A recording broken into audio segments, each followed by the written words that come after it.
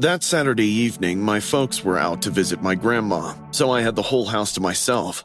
I figured it was the perfect time to finally watch The Conjuring without Mom freaking out about the psychological impact on a 15-year-old.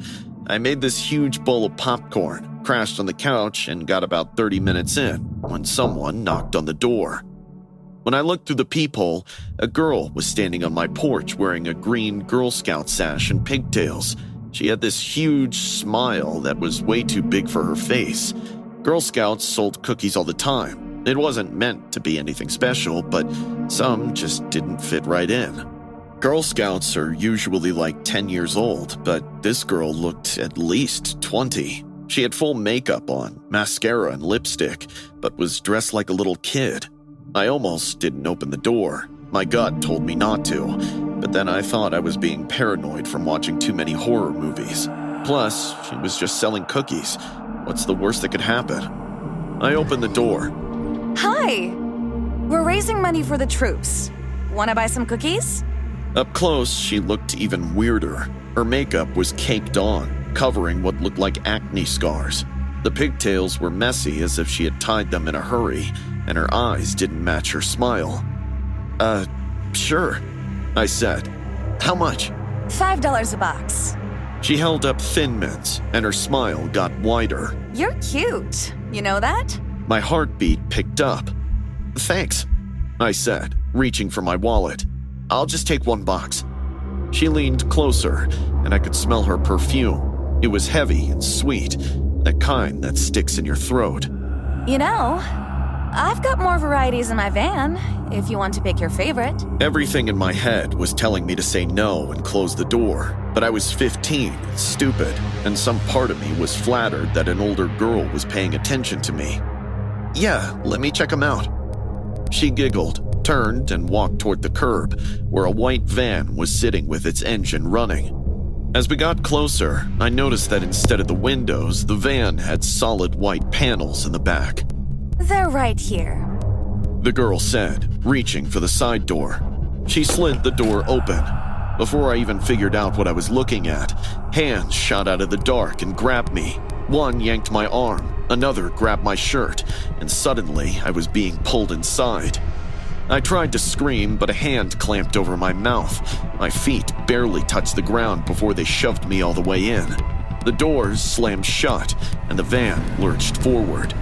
Inside, one of them pinned me down while the other went through my pockets. They took my phone first, then my wallet. I was wearing my new Jordans my dad just bought me. One of them yanked those off too, laughing.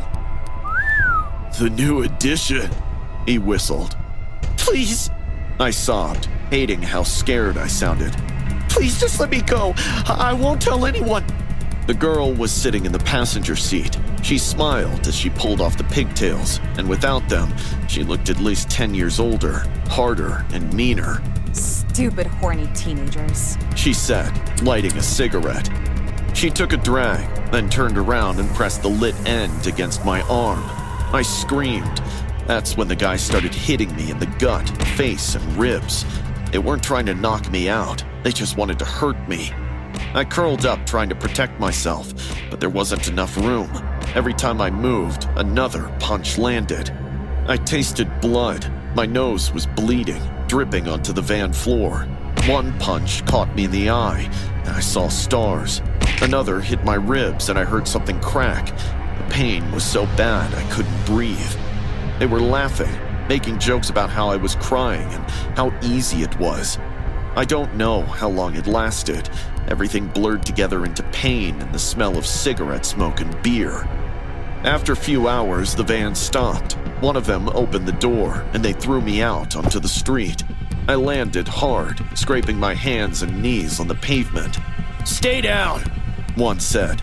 Don't look up, and if you go to the cops, we know where you live. The van peeled away while I lay there on the street. My whole body hurt. My face felt swollen, and blood dripping from my nose onto the sidewalk. When I finally sat up, I had no idea where I was. It was some neighborhood I'd never seen. A woman came out of one of the houses with her phone. Oh my God, are you okay? I'm calling 911. I tried to say I was fine, but when I opened my mouth, more blood came out. My ribs hurt so bad I could barely breathe. She made me sit on her porch while we waited. The paramedics said I needed the hospital. I called my parents. My mom cried when she saw my face. My dad looked like he wanted to kill someone. Cops came and took a statement, but I couldn't tell them much except that the van was white.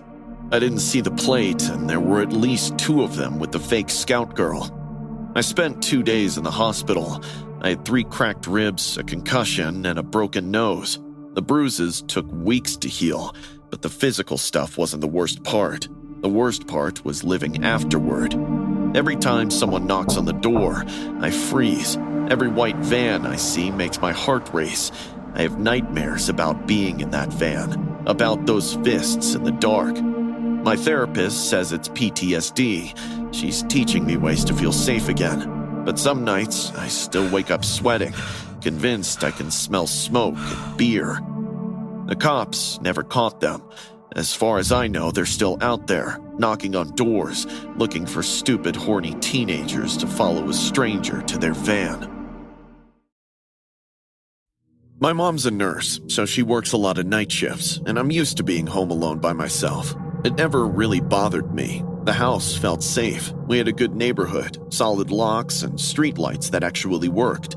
Lately, though, her boyfriend Steven had been staying over sometimes. He worked at the same hospital, and Mom said it was nice having another adult around when she worked late. He seemed fine. That night was supposed to be like any other. I was doing homework around 9:30 when someone knocked on the door. I looked through the peephole and saw Steven standing there in his work scrubs, looking tired. I opened the door but kept the chain lock on. Hey, Steven. Mom's at work. I know, he said, sounding apologetic. Sorry to bother you. I left my backpack here yesterday. My meds are in it, and I really need them. He did look pale, and I remember seeing his backpack on the living room chair earlier. Okay, hold on. I unlatched the chain and let him in. He went straight for the living room, muttering thanks. Something about the way he moved made me uneasy, so I grabbed my phone and called Mom while walking toward the kitchen. She answered on the second ring. Hey, sweetie. Everything okay? Steven's here picking up his backpack. He said he needs his medication. Maya? Mom sounded panicked. Lock yourself in your room right now. We broke up this afternoon. He's sick in the head. I told him not to come to the house. My blood ran cold. I turned around and Steven was standing in the doorway. Instead of his backpack, he was holding Mom's handgun. Hang up the phone, Maya, he hissed, shaking the gun in his hand. Maya, what's happening? Mom was screaming through the phone. I ended the call with shaking hands. Steven stepped closer, and I backed up against the counter. You know what your mother told me today? She said I'm sick and I need help, so I'll show her exactly how sick I am. His smile was ugly. Steve. Get on your knees, he said. What? I won't say it twice. Get on your knees. I obeyed. He pressed the barrel against my forehead, making me shiver. I could see his finger on the trigger. Please don't kill me. I sobbed, squeezing my eyes shut. You know, Maya, he murmured, crouching down to my level. I think I'd rather have you than your stuck-up mother. It's a shame I gotta kill you now. My mind went into overdrive. If I didn't do something right away, he'd kill me. I searched my brain for anything that'd help me escape. Then it struck me. I nodded hurriedly, letting real tears stream down my face. You're right. I choked out. My mom, she's awful. She doesn't see how good you are. Steven's expression shifted. What? She never appreciated you. She's always working and leaves me alone. She's selfish. She wouldn't take care of me the way you would. My voice cracked, but I kept going. I hate her, Steven.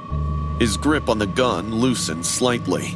He was listening. I hate living like this. I looked up at him, forcing myself to meet his eyes. You're the only one who's ever really been here for me. His shoulders relaxed slightly. Do you really mean that? Of course I do. I reached out slowly, putting my hand on his arm. I wouldn't... I want to be with you. Please. Stephen lowered the gun. His eyes were still bloodshot, but now they were slightly soft. He cupped my face with one hand, the other still holding the gun at his side. "I knew it," he whispered. "I knew you were different." He pulled me into a hug, and I felt the cold metal of the gun pressing against my ribs. Every muscle in my body screamed to run, but I hugged him back. "We could leave tonight, start fresh," he said into my hair. My heart was pounding so fast I thought he'd heard it. Okay, but I need to grab some things first. IDs, clothes, my phone charger, stuff I'll need. Stephen pulled back, studying my face. For a horrible moment, I thought he saw through it. Then he smiled. "All right, but I'm coming with you." Of course. I forced a smile. We walked down the hallway together. Stephen kept the gun in his hand. His other hand gripped my shoulder. Inside my bedroom, I started opening drawers with shaking hands, grabbed my stuff, and shoved it in my bag. Stephen stood in the doorway, watching my every move. "Don't take too long," he said. I nodded. My vision was starting to blur. The room felt like it was spinning. I could feel sweat dripping down my back. Then I saw my bathroom door. I need to use the bathroom real quick. Before we go, it's a long drive, right? Stephen's eyes narrowed. "Make it quick." I walked toward the bathroom, legs trembling. My hand found the doorknob. "Leave the door open," he said. I froze. Stephen, please, I'm embarrassed. He stared at me for a long moment, then sighed. "You've got 2 minutes." I stepped inside and carefully pushed the door shut. The lock clicked so quietly I barely heard it myself. Then I pulled out my phone and called Mom. Mom! I whispered, crouching in the bathtub. He has your gun. He wants to take me away. He's in my room right now. I already called the police. Hang in there. We're coming. She said, her voice tight with panic. "Maya, you about done in there?" He was right outside the door. I didn't answer. "Maya!" The doorknob rattled violently. "Open this door!" I pressed myself against the wall, phone still at my ear. I heard sirens in the distance. They were faint, but getting louder by the second. Stephen heard them too. "You called the cops?" he yelled. "Open the door, you liar! I'll kill you!" He was kicking the door. I could see the wood cracking near the lock. He'd nearly brought down the door, but the cops got in time. The kicking stopped. Stephen's footsteps ran back. There was more shouting. I could hear furniture crash before silence took over. Maya? Mom whispered. It's okay, sweetie. You can open the door. I unlocked it and fell into her arms. She was crying, holding me so tight I could barely breathe. The police had caught Stephen trying to run out back. He was on the ground, handcuffed and screaming. When he saw me, his face contorted with rage. "I'll find you, Maya! When I get out, I'm coming for both of you!" They dragged him away, charged him with breaking and entering, unlawful possession of a firearm, attempted kidnapping, and terroristic threats. We moved to a different town that summer. Mom got a new house, and I got into a new school. We didn't tell anyone our address. My mom got a concealed carry permit. We have a security system that would wake the dead. But even now, with him locked up, I can't feel safe. Because one day, maybe in 5 years or maybe 10, he's getting out, and he'd come after us. It was a Friday night in late October. My parents drove across town for a wedding and weren't coming back until after midnight. I didn't mind being alone. Our neighborhood was quite safe. I was in my room watching YouTube when I heard loud noises outside. At first, I tried to ignore it, but the woman's voice got louder and more desperate. She was screaming something I couldn't make out. I got up and went to my window. My bedroom faces the Petersons' house across the street. The couple had moved in maybe 2 months ago. The guy, Liam, was tall, in his mid-30s, and always wore workout clothes. His wife, Pierre, was younger by a decade and friendly. I'd seen her being cordial passerby. Their kitchen window was right in front of mine. The lights were on so I could see everything. Liam was screaming at his wife, jabbing his finger in her face. Pierre was crying and backing away like she was scared of him. I should have closed my blinds and gone back to bed, but I couldn't move. Liam grabbed Pierre by the neck and slapped her. She went down hard, hitting the floor with a thud I swear I heard through the glass. But he wasn't done. He picked up one of those big kitchen knives from the counter, dropped to his knees beside her. She threw her hands up, screaming. He brought the knife down, once, twice, again. I lost count. He then wiped his face and it got smeared in blood. His wife's blood, no doubt. For a couple of seconds, I stood terrified, not being able to move. Liam suddenly looked up at my window. I was frozen. My heart was pounding in my ear. Slowly, Liam walked to his window, pulled the curtain aside, and leaned close to the glass. Now, he was staring at me like he was memorizing my face. I ducked down. My hand shook so badly I could barely get my phone out. When I looked again, their kitchen light was off. The whole house was dark. I called 911. The dispatcher answered and I told her what I saw. She told me to stay calm, asked for my address. Halfway through, I heard footsteps on gravel coming from the side of my house where the back door was. I whispered, panicked, "He's outside my house." She told me to stay on the line, that officers were coming, but the footsteps got closer. Suddenly, the back door handle rattled. "I saw you, kid. I know you saw me too." I was frozen on the bedroom floor, phone against my ear. The killer was now at my door. "I called the police. They're on their way." He laughed. "They're not here yet, though." He started kicking the door, and the whole frame shook. The wood started splintering. "Open the door, Evan. Let's talk about this." "I know what I saw." The kicking stopped.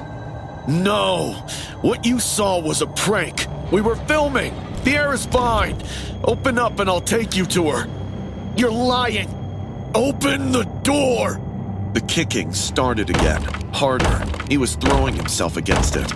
I crawled into my closet and wedged behind my winter coats. The kicking continued. Then the glass broke. He'd smashed the window. I could hear his heavy boots on the kitchen tile. He got in. The footsteps moved slowly, checking rooms.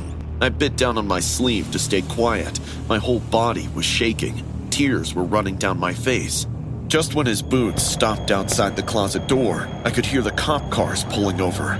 He stood for a few seconds, probably thinking whether to kill me or run away. Thank God he chose to run away. The back door slammed and I knew Liam's gone. I could hear cops screaming and telling to follow someone. Minutes later, I got out of the closet and ran to the door. I could see two cops searching the living room. I told them everything. The cops showed me the broken door, the shattered window with blood on the glass where he'd cut himself while getting in. Then we went to his house. It was dark. The cops made me wait while they went in, flashlights cutting through. A cop told me not to come closer, but I could already see through the window. Pierre's body was lying still on the kitchen floor. Her eyes were open. Her blood was everywhere, on the walls, pooled on the tile. The cops asked everything. What did he look like? What was he wearing? I told them what I remembered. They took pictures, collected evidence, called more units. One detective told me that the husband thought his wife was cheating.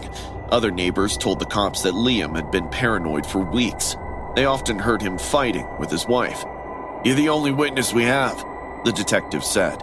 "Until we catch him, be careful. Don't go anywhere alone. Keep your doors locked."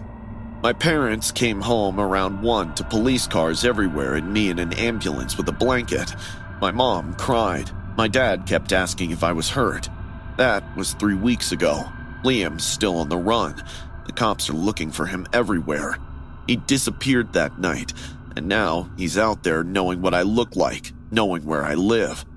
We got new locks. Dad installed a security system. I'm not allowed home alone. My mom sleeps in my room because I wake up every night thinking I hear footsteps. thinking I hear tapping. Sometimes when I'm lying in bed, I hear it. Tap, tap, tap. Just the wind or the house settling, but my heart stops every time. The detectives say they're doing everything they can, that it's just a matter of time. But time means he's still out there. Time means every night I wonder if tonight's the night he comes back. Time means I'm the only one who saw what happened, the only one who can identify him. And as long as I'm alive, he's not safe, which means I'm not safe either.